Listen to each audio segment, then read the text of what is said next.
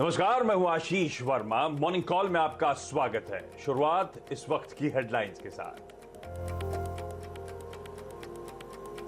हफ्ते के आखिरी दिन ग्लोबल संकेत अच्छे। एशिया, एसजीएक्स निफ्टी और डाउ फ्यूचर्स में मजबूती। उधर कल अमेरिका में एसएनपी 500 की फिर हुई रिकॉर्ड क्लोजिंग। डाउ भी 130 अंक चढ़कर हुआ बंद। कल की बजाय आज होगी ओपेक प्लस की बैठक। उधर मीटिंग से पहले करीब 3 साल की ऊंचाई पर पहुंचा कच्चा तेल। $76 के पास ब्रेंट का भाव। प्रोडक्शन बढ़ाने पर फैसला ले सकते हैं तेल उत्पादक देश। आवाज की खबर पर लगी मोहर। सब्सिडरी यूगिया फार्मा के यूनिट 4 ट्रांसफर को ऑरोबिंदो फार्मा की बोर्ड ने दी मंजूरी। इंजेक्टेबल कारोबार को एक छत के नीचे लाना चाहती है कंपनी। फैसले से आज शेयर में बढ़ सकता है एक्शन। बैंक शेयरों पर आज होगी नजर। आरबीआई के फाइनेंशियल स्टेबिलिटी रिपोर्ट में कहा अगले साल 11.22% तक बढ़ सकते हैं एनपीए, लेकिन बैंकों के पास पर्याप्त पूंजी एनपीए की चुनौती का मुकाबला करने में सक्षम। इलेक्ट्रॉनिक्स और आईटी मंत्रालय ने प्रोडक्शन लिंक्ड इंसेंटिव स्कीम के तहत 14 कंपनियों पर लगाई मोहर। 4 साल में मिलेगा 7,325 करोड़ रुपए का इंसेंटिव। पिछले 5 दिन से गिर रहे डिक्सन टेक के शेयर में दिख सकता है एक्शन। और जून में हीरो मोटोकॉर्प ने बेची 4,69,000 बाइक्स। अनुमान से बेहतर रही बिक्री, करीब 4% का इजाफा। वहीं आइशर मोटर्स की रॉयल इनफील्ड सेल्स 13% बढ़ी।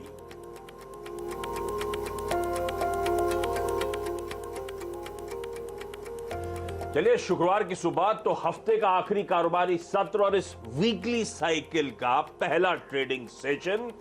और कल फिर ठीक ठाक शुरुआत के बाद पस्त पड़ते हुए नजर आए भारतीय बाजार। तो एक समय शुरुआत में जो 35 पॉइंट्स का अपटिक नजर आ रहा था निफ्टी पर, फाइनली हमने देखा भारतीय बाजारों में 40 अंकों के दबाव के साथ कामकाज की समाप्ति होती हुई नजर आई। इनफैक्ट इस पूरे हफ्ते सिमिलर ट्रेंड था। 15,650, 700 on the way down, 850, 900 on the way up. इस दायरे में सिमटते हुए नजर आए भारतीय बाजार और इनफैक्ट इस रेंज में नीचे लगातार स्लिप होते हुए नजर आए। इनफैक्ट कल बैक टू बैक चौथा ट्रेडिंग सेशन था। मंडे, ट्यूसडे, वेडनेसडे, थर्सडे, हर दिन लाल निशान में जाके हमने फाइनली सेशन का क्लोज दिखाया। कल बैक टू बैक चौथा ट्रेडिंग सेशन। कमजोरी का और एफआईएस की कंटिन्यूअस बिकवाली वो मूड बिगाड़ने का काम कर रही है। कल भी एफआईएस ने कैश मार्केट में 1250 करोड़ रुपए की बिकवाली करी। ये रहा अब तक का अंडरटोन इस बाजार का। लेकिन आज के संकेत आप लोगों की स्क्रीन पर आएंगे। यूएस मार्केट्स में कल मिक्स्ड, स्लाइटली इन ग्रीन सेशन था। डाउ 0.5% का उछाल, एसएनपी 0.5% मजबूती और नैस्डैक एकदम फ्लैटिश टोन पे क्लोज होता हुआ नजर आया था। तो फ्लैट से हरे निशान में यूएस मार्केट्स में कामकाज। और क्विकली तब और अब एक बार स्क्रीन पे ले आइए। 40-50 पॉइंट डाउ फ्यूचर्स का उछाल कल हमने 3:30 बजे की क्लोज पर डाइजेस्ट किया था। एक्चुअल सेशन में 130 अंकों का उछाल था। और उस पर जोड़ लीजिए डाउ फ्यूचर्स आज सुबह 30-35 पॉइंट की और मजबूती के साथ कामकाज कर रहा है। तो यूएस जो डाइजेस्ट कर रहा था, यूएस उससे तो बेहतर परफॉर्म कर रहा है। बाकी के सारे वेरिएबल्स आपकी स्क्रीन पर। हाँ, डॉलर इंडेक्स 92 के ऊपर कंसोलिडेट कर रहा था। अब कंफर्टेबली 92.5 के लेवल्स के आसपास आपको कंसोलिडेशन 2 दिनों से 3 दिनों से नजर आएगा। ओपेक प्लस की बैठक से पहले क्रूड $75.5 के ऊपर कंसोलिडेट करता हुआ। बाकी के वेरिएबल्स आपकी स्क्रीन पर। क्विकली एशियाई पैक दिखा दीजिए और दिखाइए हमारा एसजीएक्स निफ्टी। हफ्ते का आखिरी दिन फ्राइडे के ट्रेडिंग सेशन के लिए इंडिकेशंस है कि फ्लैट से माइल्डली इन ग्रीन शुरुआत होगी। 25 पॉइंट ऊपर खुलने के इंडिकेशंस वहां से आते हुए। ऐसे में नीरज जी समझेंगे ग्लोबल मूड, वीरू से समझेंगे आज कैसे स्ट्रेटेजाइज करना है हफ्ते के आखिरी दिन, और हर्ष से बताएंगे तमाम important stocks in news. Neeraj ji, good morning. क्या चल रहा है अमेरिका में? कुछ ज्यादा ये बाइडेन साहब के अंदर कुछ होता नहीं है ना? वो ट्रम्प साहब होते तो रोज कुछ ना कुछ धमाका होता रहता था। बड़ी शांति से लगती है। नहीं शांत आदमी है, लेकिन ट्विटर पे बहुत एक्टिव रहते हैं और ऐसे ट्वीट नहीं लिखते जिससे ही बहुत कंट्रोवर्सी हो, लेकिन काम बहुत कर रहे हैं। बहुत ज़बरदस्त कल के मार्केट क्यूज हैं। हाँ। अमेरिका के अगर आप अमेरिका के देखिए, अच्छा। सॉलिड नंबर्स है कल। देखिए 2 नंबर्स पे था, देखिए जॉबलेस क्लेम का डेटा 51,000 कम हो गया है, अब वो 3,64,000 पे आ गया। रिकॉर्ड है, ये मार्च 2020 के बाद का बेस्ट नंबर है। मैन्युफैक्चरिंग पीआई 60.4 पे है, जो कि 13 महीने से लगातार बढ़ रहा है। तो जैसे हम लोग कल चर्चा करते हैं कि नंबर्स बहुत अच्छे वहाँ पे हैं इकोनॉमी के, और इसीलिए आप मार्केट देखिए। S&P को आप देखिए 4320, मैं लगातार कह रहा हूँ कि इसी महीने 4400 आपको दिखाएगा।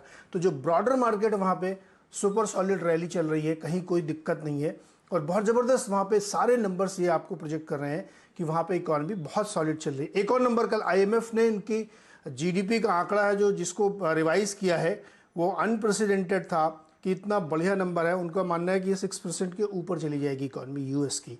तो वहाँ की जो रैली है वो रुक रुक के आ रही है, लेकिन बहुत मजबूती के साथ खड़ी होती हुई दिख रही है। तो इसलिए आज मैं ये कह रहा हूँ कि US के नंबर क्यूज अगर आप ले रहे हैं तो बहुत ही बेहतरीन है। अब आप क्रूड पे आइए। क्रूड में कल भी मैंने कहा था कि झगड़ा हो गया, वहाँ पे लड़ाई चल रही है ओपेक के अंदर। छोटा सा देश है UAE उसने कहा है कि हम प्रोडक्शन कट के पक्ष में नहीं है, क्योंकि हमें लगता है कि सितंबर अक्टूबर में जाके दिक्कत आएगी, तो इसलिए उसने वीटो कर दिया। तो कल लड़ाई होगी, उसके लड़ाई के बाद फिर तय हुआ कि अच्छा एक बार फिर कल बैठक करते हैं। तो आज फिर से एक बार तय करने की कोशिश की जाएगी, लेकिन संभावना इस बात की बहुत कम है कि कुछ भी होगा। ये बैठक शायद ऐसी खाली चली जाएगी। नेक्स्ट बैठक जो 27 जुलाई की होगी, शायद उसमें कुछ विचार हो, क्योंकि जो इंक्रीज करना है प्रोडक्शन वो अगस्त ऑनवर्ड्स होना है, तो अभी उनके पास ये समय है। तो इस झगड़े की वजह से बहुत मुश्किल आने वाली है, और तमाम देशों के अपने अपने प्रोजेक्शंस हैं, क्योंकि जो UAE है उसने ऑलरेडी सितंबर में डिस्काउंटिंग शुरू कर रखी। जो सितंबर के कॉन्ट्रैक्ट वो अभी बुक कर रहा है उसमें कट किया है उसने। तो ये साफ संकेत है कि इस बैठक में बहुत कम चांसेस है कोई फैसला होगा, लेकिन देखते हैं। हो सकता है कि मानी जाए UAE थोड़ा बहुत 2-2.5 लाख पर डे के हिसाब से बढ़ने की, लेकिन संभावना कम, इसीलिए देखिए वो फिर 76 की तरफ क्रूड चल पड़ा है। बट इन एनी वे कुछ भी फैसला हो, 2021 का भाव 70 से 80 के बीच में रहेगा। 70 से 80 के बीच में, तो उसी के मिड पॉइंट के आसपास कच्चा तेल इस समय कामकाज करता हुआ। 70 से 80 तो खैर फिर भी डाइजेस्ट हो जाएगा। कुछ एग्रेसिव टारगेट्स आने लगे थे, तो अच्छी बात नीरज जी कह रहे हैं इस दायरे में शायद सिमटता हुआ नजर आया। अच्छा, ग्लोबली नीरज जी एक और चीज हुई, वो इलॉन मस्क साहब ने dog E coin, Doge coin, जो भी कह लीजिए, उसके लिए ट्वीट करा, baby Doge do do do do do. वो आजकल ट्वीट से ज्यादा असर नहीं होता ना, पहले तो 3% चला था, उसके बाद पस पड़ गया।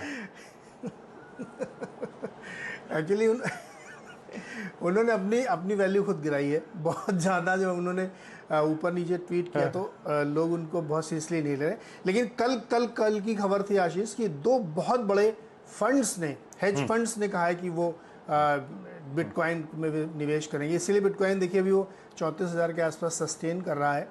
धीरे धीरे एक्सेप्टेंस हो रही है इसकी, बहुत सारी जगहों पे किया जा रहा है। लेकिन हाँ, ये बात सही है कि अभी इलॉन मस्क के ट्वीट पे बहुत ज़्यादा रिएक्ट नहीं करता वो। ओके, चलिए, तो ये रहा ग्लोबल मूड एंड माहौल। बुरा नहीं है, बढ़िया अंडरटोन है। आज ओपेक प्लस की बैठक के आउटकम पे भी नजर रहेगी, पर क्रूड बहुत ज्यादा इन लेवल से आपको इस रेंज को तोड़ता हुआ शायद नजर ना आए। पर वीरू के पास चला जाए, हफ्ते के आखिरी दिन हर दिन थोड़ा सा सल्क कर रहा है बाजार, हर दिन ठंडा पड़ जाता है। FIs की कंटिन्यूस सेलिंग है, तो वीरू इस बाजार को हफ्ते के फिर आखिरी दिन अप्रोच कैसे करना है? आज इस ट्रेंड पे बदलेगा कि सिमिलर लाइकवाइज मूव्स होंगे, रेंज में हम सिमट के कंसोलिडेट करते हुए नजर आएंगे? अच्छा, ये इलॉन मस्क के ट्वीट पे मैंने भी एक ITC के लिए ट्वीट डाला था, रात में कुछ चार्ट में बदलाव आया क्या ITC के?